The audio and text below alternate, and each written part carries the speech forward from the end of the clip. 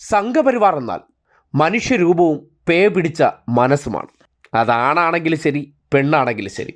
Reporter ചാനലിലെ അത്തരത്തിൽ പേ പിടിച്ചൊരു മനസ്സുമായി നടക്കുന്ന വ്യക്തിയാണ് സംഘിണി സുജയ പാർവതി. ഈ നാട്ടിൽ RSS ചെയ്തു കൂട്ടിയ കൊടും ക്രൂരതകളെ ആ പേ പിടിച്ച മനസ്സിരുന്ന് ന്യായീകരിക്കണ കാണുമ്പോൾ ഒരു സ്ത്രീ എന്നുള്ള നിലയ്ക്ക് ഇന്നലകളിൽ RSSകാർ മറ്റൊരു സ്ത്രീയോട് കാട്ടിക്കൂട്ടിയ ക്രൂരമായിട്ടുള്ള ചെയ്തികളെ എത്ര നിസാരവൽക്കരിച്ചാണ് ആ പേ പിടിച്ച മനസ്സ് ന്യായീകരിക്കുന്നതെന്നൊന്ന് കാണണം. രൂപത്തിൽ മാത്രമേ സ്ത്രീയായിട്ടുള്ളൂ, മനസ്സ് RSS ശാഖയിൽ പോയി പേ പിടിച്ചതാണ്. മറ്റൊരു മനുഷ്യനെ മതത്തിൻ്റെ പേരിൽ ക്രൂരമായി വേട്ടയാടപ്പെടുമ്പോൾ അതിനെ ന്യായീകരിക്കാൻ മറ്റേതോ ക്രൂരനായിട്ടുള്ള വ്യക്തി ചെയ്തതിന് നിരപരാധികളോട് കാട്ടിയ കൊടും ക്രൂരതയെ ന്യായീകരിക്കുന്നത് കേൾക്കുമ്പോൾ ഒരു മാധ്യമപ്രവർത്തകയുടെ ലേബലിലിരുന്നാണല്ലോ ഇത് ചെയ്യുന്നതെന്ന് ഓർത്ത് ഈ നാടിന് ലജ്ജിക്കുകയേ തരമുള്ളൂ.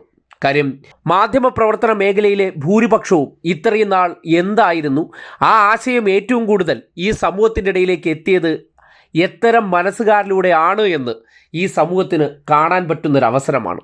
പുട്ടിയിട്ട് സംഘപരിവാറുകാർ അവരുടെ ചാവേറുകളായിട്ടുള്ള